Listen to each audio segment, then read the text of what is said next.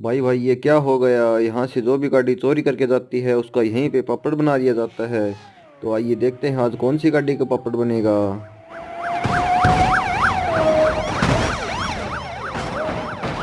लगता है यही है चोर की गाड़ी। बेटा, मुझे देखकर इग्नोर मत करना। इस बार जो भी एग्जाम में पास होना चाहता है मैं पास कर दूंगी, मगर मेरा भी एक काम करना होगा। तुम्हें इस वीडियो को एक लाइक और चैनल को सब्सक्राइब करना होगा और 5 सच्चे मित्र को शेयर करना होगा। और मेरे बेटे, जाते जाते कमेंट में सरस्वती माँ लिख दो। इसका तो अक्टूबर ही बना दिया।